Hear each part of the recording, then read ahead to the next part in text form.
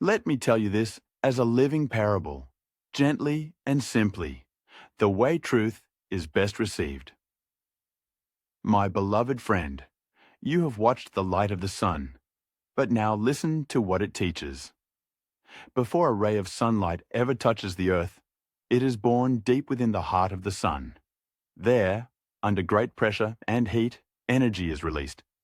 Not in violence, but in transformation. What was once bound becomes free. What was hidden becomes light. So it is with the soul. The first stage, the call from the center. The sun does not chase the earth. It draws it. By its very nature, the sun has gravity. Everything within its reach feels the pull. So too does God have a spiritual gravity, a loving attraction that flows from his very essence. Every soul, whether it knows it or not, lives within this field of divine attraction. This is why restlessness appears. This is why the heart sometimes aches without knowing why.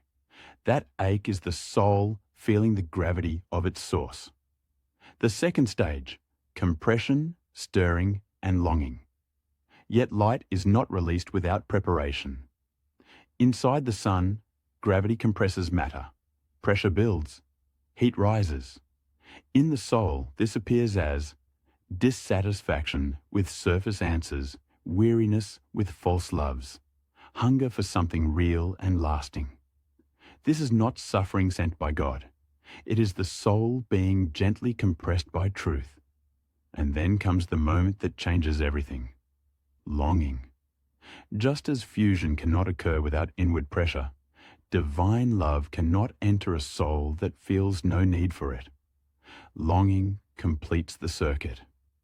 The third stage, prayer and the movement of the heart. When you pray, not with words alone, but with the movement of the heart, something profound happens. Prayer for divine love is not begging, it is alignment. Like Qigong moves the body to draw in Qi, prayer moves the soul to draw in divine love. Stillness creates space, sincere desire generates heat, repetition builds pressure, love-focused intention forms attraction. This is the soul's gravity rising to meet God's. The law of attraction is fulfilled not by willpower, but by resonance. Resonance is not effort, it is alignment. When your soul begins to long for a love that is real, when something inside you whispers, there must be more than this, your soul is turning toward God. That turning creates harmony. Just as a musical string responds only to the right note, the soul responds when it is tuned to love. Prayer for divine love is how the tuning happens. Not rushed words, not fear-filled begging, but quiet, sincere longing. When your heart softens, when your desire becomes honest, when your love moves toward love itself, the soul begins to resonate with heaven. And then, my friends, there is no force, no pressure from God, no struggle within you. Love recognizes love. The Father is drawn to the soul, and the soul is drawn to the Father. Light enters, the soul changes. This is the new birth. The fourth stage, unraveling the heart. There is a veil between the natural soul and the divine soul. Not punishment, not wrath, but difference of nature. Yet love finds a way. Just as a photon escapes the sun through countless dancing small steps, divine love enters the soul drop by drop, prayer by prayer. This is grace. Not sudden, not forced, not mechanical, but inevitable once the heart remains open. The fifth stage, transformation and new birth.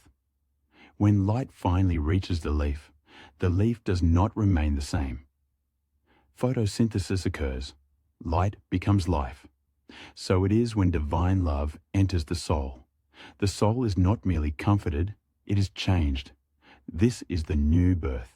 The soul becomes capable of receiving more love. The heart grows lighter, truer, freer. The soul begins to resemble its source.